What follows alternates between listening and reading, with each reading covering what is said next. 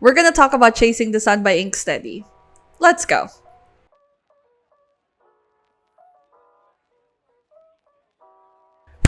As usual, disclaimers. So, this is Booktube. Booktube is a subculture community dito sa YouTube kung saan ang mambabasa ay nagre-react tungkol dun sa libro na kanilang binasa para sa mga susunod na mambabasa. Kung ikaw ang author or member ka ng community nitong si Inksteady, please note that this video is not here to hate, berate, humiliate, create tea or drama sa'yo at sa community mo.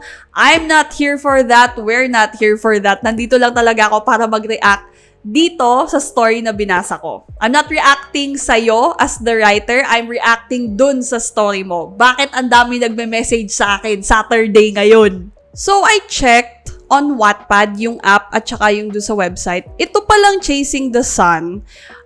As I understand, ito yung first or ito yung debut story nitong si Inksteady on Wattpad. Kasi sabi niya doon, she started September 9, 2020.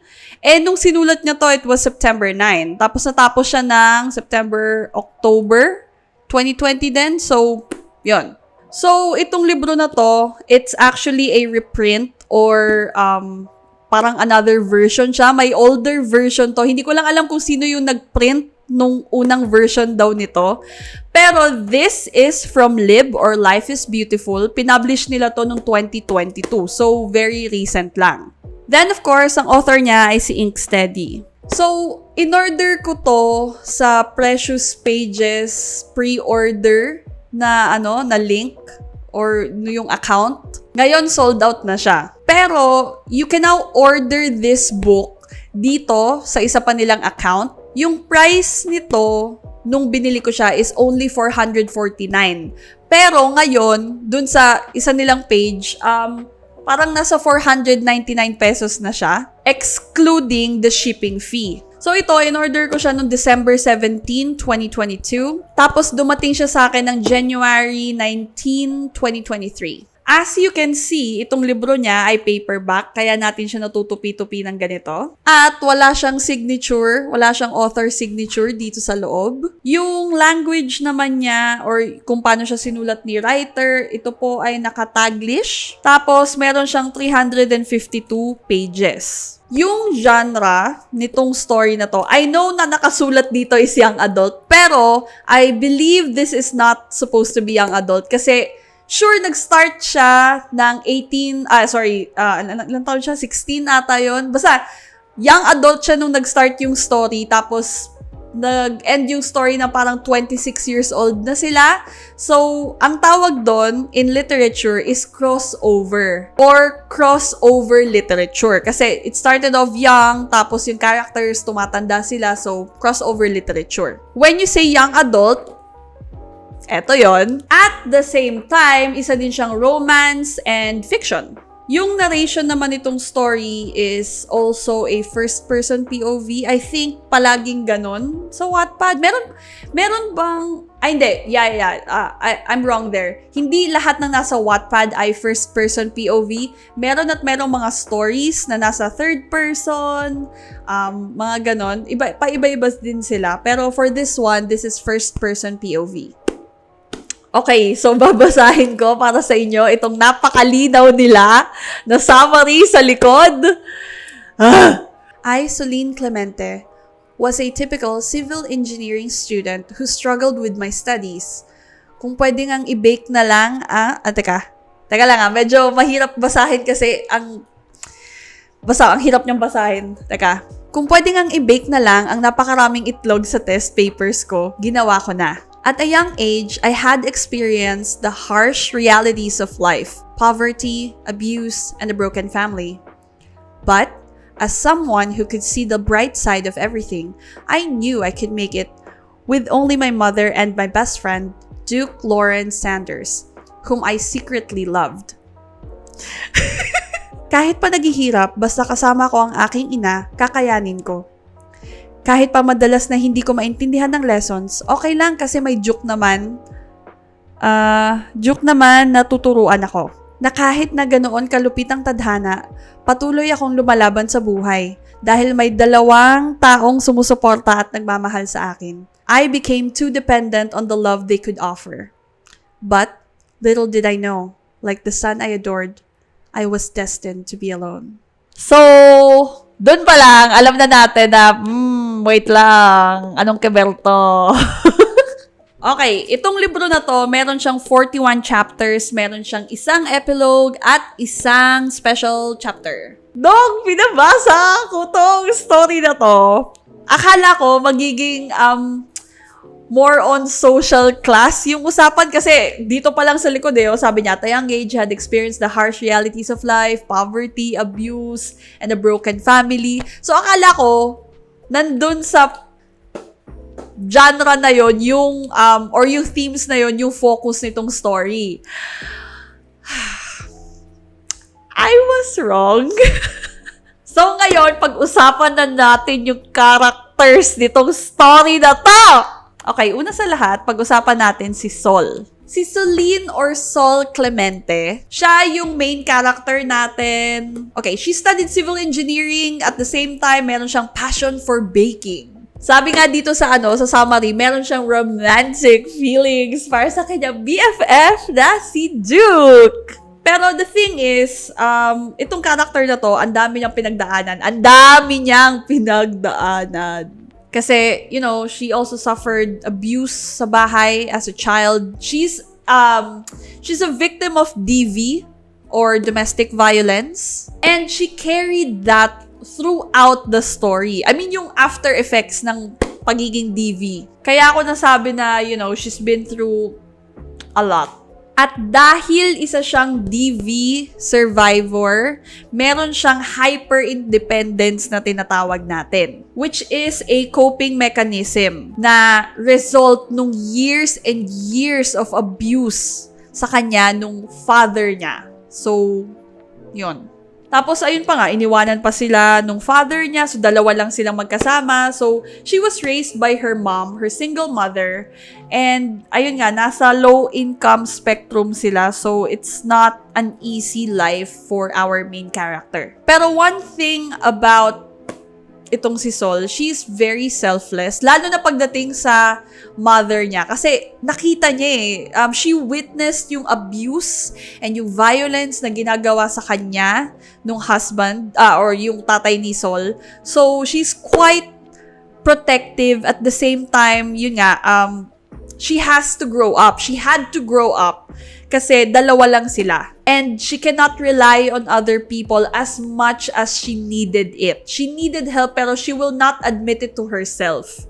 Kasi nga, she wants to prove to people na I can handle this. I don't need my father. I can take care of myself and my mother. So, may ganun siyang personality. Pero at some point dito sa story, nung inintroduce si Duke, nagkaroon sila ng codependent relationship. Kung naaalala nyo kung anong codependent relationship. Naaalala nyo ba kung ano yun? Diniscuss ko yan.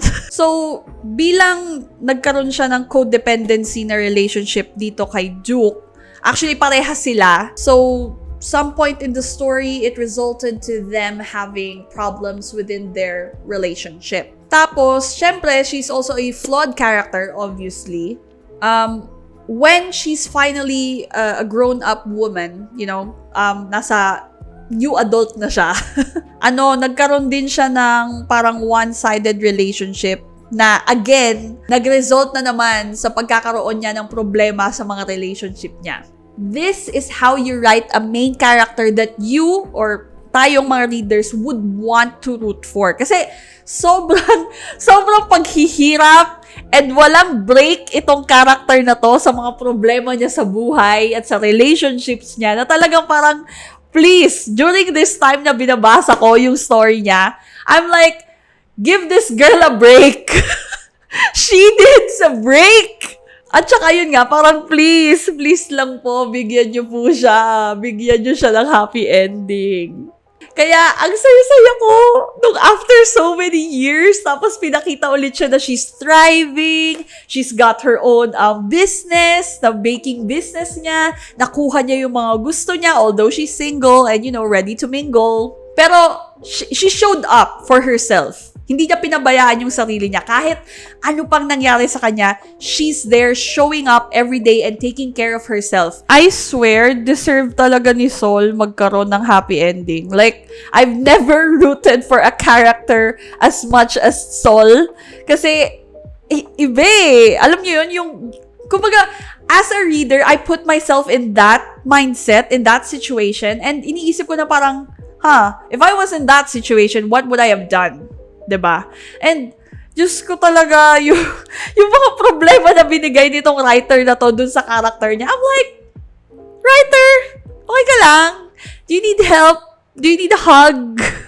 I love how she was written. I love how this writer made her and turned her character in an adult na flawed character. Kasi it really opened up to new perspectives as well as emotions habang binabasa ko itong libro na to. She is a reflection of all the trauma sa buhay niya since her childhood, tapos nag-reflect sa relationships niya, tapos yung shock and grief na tinuk-on niya sa buhay niya through and through. So, I believe this is one of the well-written characters, main characters.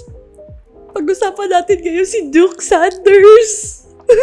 Okay, so si Duke Sanders, si Duke Lawrence Sanders. Ano siya? Siya yung main love interest dito sa story na to ni Sol. Tapos nag-aaral din siya ng civil engineering, so alam natin na mautak si Koya. Rich, very smart, at saka as usual, guwapings itong descriptions nitong si Duke. When I was reading this book, I was like, fuck this guy. Kasi yung mga ganap dun sa first part nito, I'm like, I don't trust this guy. I don't trust yung pinaggagawa niya sa relationship nila nitong si Sol. And I'm like, really? Fuck this guy. Ayoko sa kanya. I hated him until the very end. Like, sobrang na-build up yung trust issues ko dito sa character na to, na hanggang sa huli ay hindi ko pa rin siya pinapatawad. Na parang, you're just making up excuses. Until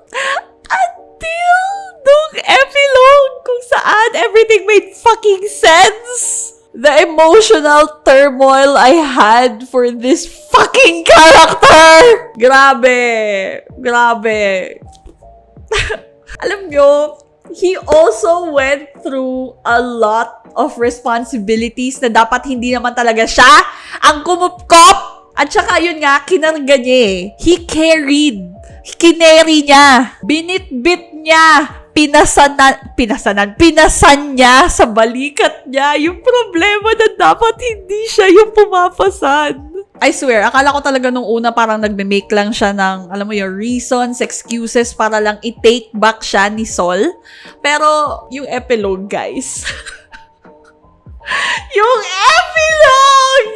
I felt so sorry para dun sa character na to. Kasi, he really loved itong character ni Sol. Ang problema lang kasi, hindi niya na-communicate ng maayos. Siguro kasi dahil, they're also young, so hindi pa nila maintindihan yung isa't isa. At saka they didn't know better. Pero when, everything happened, he was still there for Sol kahit na wala si Sol para sa kanya. And when he did move on or tried to, nung nakita niya ulit si Sol, it's like he never left. Kasi nga, he was still there. Nandun pa rin siya doon sa point ng relationship nila na, you know what, whatever happens, I am here for you and I'm always going to be here for you. Basta parang ganun. And I'm like, why are you gonna break me like this? Basta, ayun. Nung first part, I was like, you know what? No. This guy's a red flag. I don't like this character. Lalo na nung mga pages 157 to 168. Ata yun. Talagang, I hated him. Pero ayun nga, most of the redeeming happened in yung nung lumaki na sila at saka yun nga, yun doon sa epilogue. And I'm like, next up, ito namang si Mitzi Tanaka. So, si Mitzi, she's a transfer student sa school nitong sila Sol at saka nitong si Duke. So, she's also smart. She's very talented. She's got a band. Kumakanta siya. So, she is Duke's ideal girl. Pero, itong character ni Mitzi, she also suffered in secret. She is a representation of the women who carried secrets and, trauma sa buhay nila. I won't tell you exactly what happened, pero I also doubted itong character nitong si Mitzi dito sa story na to. Lalo na sa buong chapter 21. I hated her! I hated her to filth. But yeah, she carried the secret and yun nga, that really broke her character. Kasi ang heavy din ng karga niya eh. Actually, para lahat naman ng characters dito may heavy gut na dinadala. It's really not her fault. Kasalanan nung isang character na yun, kaya nangyari sa kanya yun. Kasalanan nung isang character kasi hindi lang naman siya dapat yung may responsibilidad dun sa issue na nangyari sa kanya. I mean, it's supposed to be a partner thing, but unfortunately, itong character na to, wala siyang balls, wala siyang guts. In fact, hindi siya tunay na lalaki. So, honestly, this character also deserved better. Eto, si Harvin. Si Harvin, okay, the thing about Harvin is, akala ko talaga siya yung magiging the one for Sol. And honestly, I was rooting for this character. Kasi he's such a fun and he's a good side character. He's a good guy. And I was really rooting for him. Kasi he was there for Sol nung mga times na Duke was busy with his own issues. At the same time, yun nga, nagkakaroon sila ng neglect sa relationship nila ni Sol. Kasi nga, itong si Duke, wala siyang kwentang kausap. And I'm like, dude! Kung sinabi mo na lang kasi na ito yung nangyayari sa akin, this is what's happening. I mean, kaya ka nga nasa relationship kasi you guys are going to work things out together. But unfortunately for Duke, I guess hindi niya nakuha yung memo na yon. So, ayun, si Harvin, siya yung parang naging crying, ang tawag doon, shoulder to cry on ni Sol during those moments. And I was really rooting for them too. Tsaka ayun nga, he even helped Sol, have a sort of stepping stone sa passion niya for baking. And I don't know about you guys, pero if a guy gives you opportunities or if someone gives you the experience and opportunities para mag-grow ka, go with that guy. Go with that guy. Kaya ayun, I'm all out for Harvin's character. Eto, si Troy naman, isa din siya sa mga characters na na-enjoy ko. Kasi friend siya ni Duke at saka nitong si Solid. He's a good boy. And he is a great friend. Kasi nung mga moment na nagkaroon ng ripple yung relationship nitong si Duke at saka itong si Sol, he was not there for Duke. He was there for my girl, Sol. And you know what? In this channel, we support, we adore the male characters who call out yung male friends nila, lalo na kapag alam nila na yung lalaki yung nagkamali. So, hindi nila dinedefend yung actions ng friend nila. In fact, they are telling yung friend nila na, hey, you crossed the line, that's your girl, anong pinaggagawa mo, anong pinagsasabi mo? Balikan mo yung babae mo, balikan mo yung girlfriend mo, hindi yan, kasi hindi naman siya yung girlfriend mo, yun yung girlfriend mo, so mag-sorry ka. Parang ganon. So, that's why I love Troy. Si Atreus naman, isa din siya dun sa mga characters dito sa story na to. And he's a doctor.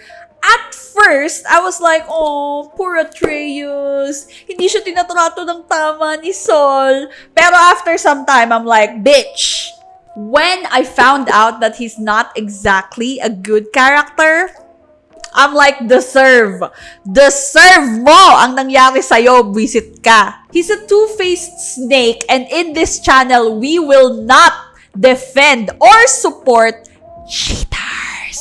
Like, really, good riddance. I hate you. No excuses. I don't care kung guwapo pa siya, mayaman siya, doktor siya. No.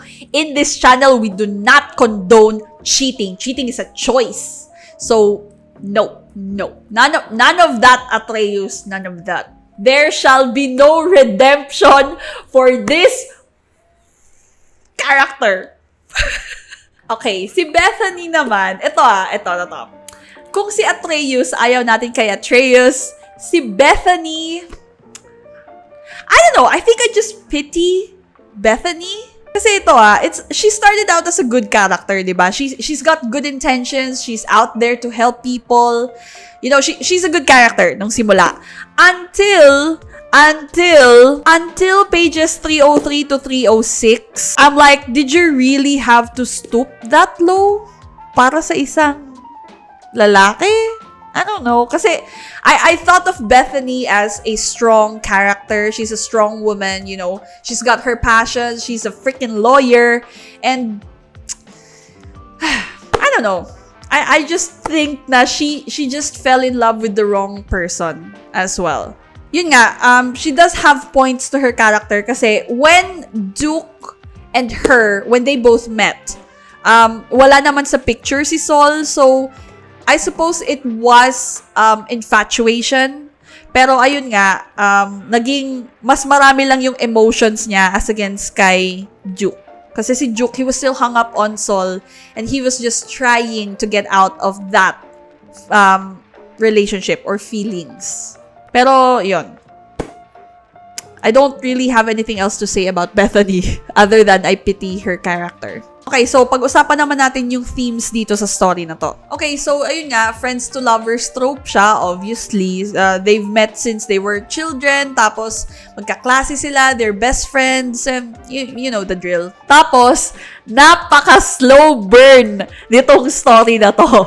It almost reminds me of Love, Rosie. Alam niyo ba yun? Ito? It's a movie and it's also a book. So, para siyang ganon. Kasi parehas silang slow burn, tapos childhood, lovers, mga ganon. Tapos, sobrang dami rin nilang pinagdaanan dito sa relationship nila. And I'm like, guys, give this girl a break! She needed this! Tapos, of course, there's also discussion of socioeconomic inequalities kasi nga si Duke, although ang descriptions dito sa story na to na si Duke ay rich, I don't think he is. I think they are more on the mid-income class. Tapos, ito namang si Sol, they are in the lower income class. We're not gonna get political here, pero the earlier you understand your true social or socio-economic class, the better chances you will have and the better choices you will make to get yourselves out of poverty. Next is yung discussion on domestic abuse. Domestic issues, lalo na involving yung childhood traumas. Kasi nga, imagine, bata pa lang si Sol, ina-abuse na siya ng tatay niya. Nung una, ayaw pa nga maniwala nung nanay niya eh. Which really, I suppose, nakadagdag din yun dun sa pagkakaroon niya ng hyper-independence kasi when she needed someone to just listen to her cries, understand that she is getting hurt by her own father, yung mother niya, at first, she wasn't there.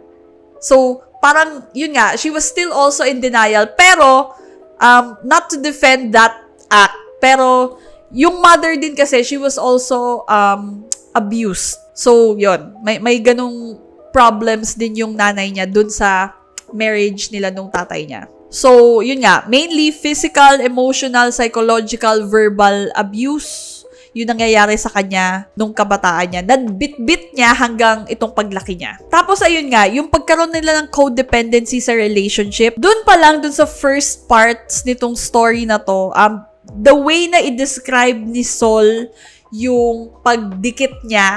Hindi nga lang si Sol pati nga yung ibang characters, palagi nilang napapansin na, ay, tignan mo siya kung palagi niya kasama yung si Duke, palagi silang magkadikit, palagi siyang, basta, wherever Duke is, that's where Sol will be, or at least, that's where she wanted to be. Kasi nga, para sa kanya, parang lifeline niya sa maayos na buhay. At the same time, she's looking for happiness na akala niya, makikita niya kay Duke. Kasi nga, dun sa bahay nila, dun sa household mismo na kinalakihan nitong character ni Sol, she was not happy. She did not have a fun, loving childhood nung una until umalis yung tatay niya. So, I was gonna say nila.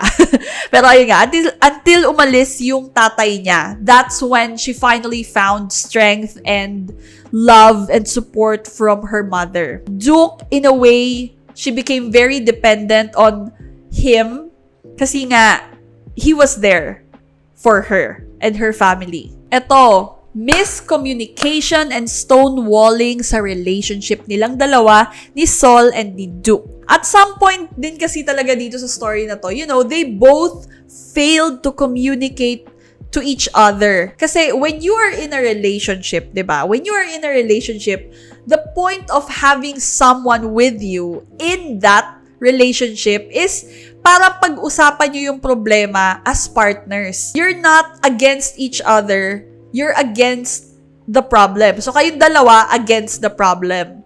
Pero what happened with them, dahil nga stonewalling sila parehas, they kept making excuses for their emotions.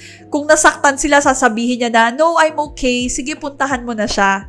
Kesa sabihin niya na, no, I need you now here. I think at some point dito sa story na to, sinabi sa kanya ni Sol, sinabi ni Sol kay Duke na, please don't leave me, I need you here. Pero, dahil nga may tong si Duke na hindi niya ine-explain yung nangyayari, dun siya nag-start din mag-fail sa relationship, is hindi sila marunong mag-communicate sa isa't isa. When you are in a relationship, you have to trust your partner na they will always understand, or at least they will try to understand your situation or your point of view. It's not going to be perfect. They might also disagree sa magiging decisions mo sa buhay, pero it doesn't mean that they're out there for your head. Okay? It just means na magkaiba kayong tao, and yun yung reason why you have to communicate and work things out amongst yourselves. Tapos, ayun nga, my theme of cheating, parang hindi naman talaga nawala yun sa mga Wattpad stories. Eto, I'm not sure if I should call this unwanted or unintended pregnancy. Kasi isa dito sa mga characters sa story na to ang, although they did not expect to have a baby, ayaw naman niya na ipa-abort. So there's talks of abortion as well as yun nga. You know what? I'm just gonna settle with unintended pregnancy. Ganun na lang, unintended pregnancy. And meron din ditong talks of suicide. Isa dito sa mga characters na to ang nag-suicide. I'm not gonna tell you which one, pero it's there. Ito, there's also sexual assault or SA. Hindi naman siya pinakita, hindi naman siya dinescribe ng kung paano nangyari yon. Pero it was pinasadahan lang. Tama ba? Pinasadahan. Parang they just touched on it, pero they didn't really describe the full extent of the act. So, if you are squeamish dun sa ganong scenes or discussion, yeah, you might want to hold on. Kasi meron dito sa libro na to nung discussion na yon. At the same time, meron siyang mga minimal sexual activities. It's on page 122 to 123. So, konti lang. Maliit lang yung part na yon. It's not as descriptive as it was with other adult Wattpad stories, pero it's done in a way na hindi ka magiging iffy and you won't feel cringe habang binabasa mo yung story. So it's okay. It's fine. So, ano ang overall rating ko for Chasing the Sun? Kung pinapanood nyo talaga tong channel ko, alam natin na nagpalit na ako ng rating system. So, ang rating system natin ngayon ay si Harvin, si Duke, at saka si Atreus. Ang overall rating ko for Chasing the Sun ay isang Duke. Sobrang roller coaster of emotions yung naramdaman ko nung binabasa ko tong libro na to. To the point na merong mga times, lalo na nung natapos ko na basahin itong libro na to, I'm like, ano yung binasa ko? At saka parang nakaupo lang kasi nasa kwarto ako, no? Nasa bedroom ako. And I'm like, fuck.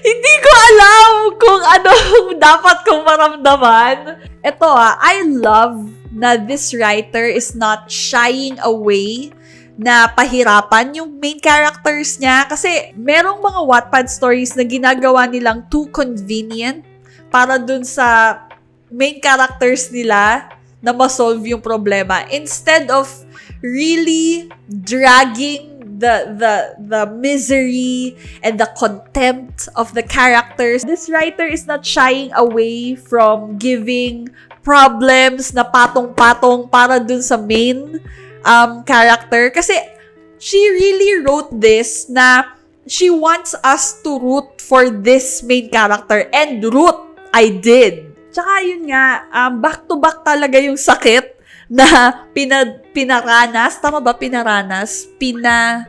Basta back-to-back yung hurt na binigay sa atin itong writer na to. And, thank you. Kasi at least hindi siya naging boring. Kasi diba meron kasing mga stories na kahit na patong-patong yung stories, kahit na patong-patong yung mga problems dun sa story nila, nagiging boring sila kasi parang it's either the dialogue or the execution of the scenes. Pero for this one, hindi eh. Hindi niya tayo binigyan ng break. Hindi niya tayo binigyan ng chance para makahinga. Same goes for the main character. So, fuck! You know what? Thinking about it now, this sort of debut novel, or at least yung debut story nitong writer na to, kasi, yun nga, ito yung una niyang sinulat sa Wattpad. Tapos ganito. I'm moderately impressed. Kasi, di ba, parang iba eh. Tsaka, ayun nga, nag-enjoy ako dun sa interaction. Parang napaka-normal nung dialogue ng mga characters. So, it's not cringy. Except dun sa time na, this is just me. Okay, sa akin lang to. Pero, I don't like it whenever characters start to sing in the middle of a scene. Lalo na kapag alam ko yung kanta. Kasi parang, it's a dead giveaway for me. And, wala lang, parang, doon ako nagki-cringe. Pero that's just me. If you enjoy yung mga ganong scenes, great. Pero, parang talaga sa akin, it's not for me. Ito din, to be honest, some parts of the story, lalo na nun dun sa Amsterdam, it felt like a huge drag. For me, nagiging dragging din siya. Kasi parang merong mga inintroduce din na characters na, alam niyo, parang inintroduce lang sila para pahabain yung story. Parang ganon. At the same time, para lang magkaroon ng series. Nagigets nyo ba ako? Naikwento ng maayos and na-deliver ng maayos nitong writer na to yung gusto niyang ipahiwatig sa ating mga readers na relationships are not meant to be perfect. And if you want that sort of relationship, it's not gonna happen. Instead, you have to understand that relationships, they need to be worked out together. Hindi yung mag-isa ka lang. And you need to communicate. Yun talaga yun eh. You have to make effort. You have to communicate to your partner. Tsaka, ayun nga, life is not always going to be beautiful. And you make your way into the world. Experiences can either make or break a person. And no matter what happens, you are your own savior. Tsaka, ayun nga, our happiness should not be reliant on other people. And wag kang maghanap ng kasayahan or kaligayahan sa ibang tao, is that you have to find your own validation. Tsaka, ayun nga, you should not depend on other people to help you grow. It's actually your responsibility to help yourself grow. You know, be that person that you need to be in certain situations. Also, pick the people that you're going to spend your life with. Sabi nga nila, you are who you surround with. So, if you surround yourself with people who are, you know, parang naghihintay lang ng grasya and all that, walang mangyayari sa'yo. Kasi if you remain where you are and you don't do anything, alam mo na may mali or may problema sa buhay mo and you're not doing anything to solve that, you're gonna be stuck. Pero itong si Sol kasi, na-ingrain na sa utak niya na no, I'm going, kahit mahirap ang civil engineering, I will do my best. I will study hard. I'm doing this for myself so I can take care of the people or yung mama ko. I will take care of my mother. I'm gonna earn money for myself and for my mom. Yung mga ganon. So, she really grew out of her poverty and her abuse. Hindi, kumbaga, she's a survivor. Yon, she is a survivor. And hindi niya inipit yung sarili niya dun sa situation na yon. I'm not sure if gusto kong basahin kaagad yung mga susunod na libro dito sa series na to kasi, my God! Napagod ako. Actually, hindi. Hiningal ako. Like, I have to take a break. I have to take a break from her and itong series na to kasi hiningal talaga ako. Hiningal ako at nasaktan ako and at the same time parang, ewan ko, basta roller coaster, mixed emotions, 50-50. I'm like, bro, I need a fucking break. So, ayun, yun lang ang masasabi ko dito sa Chasing the Sun. And it's 449 pesos for a pre-order. It's really worth it. If you haven't read this book, go check them out. I'll put the links sa baba. And that's it. I hope you enjoyed this video. See ya. Ay, teka! Yung susunod kong babasahin is Polaris by Tina Lotta. Alright, that's it. See ya.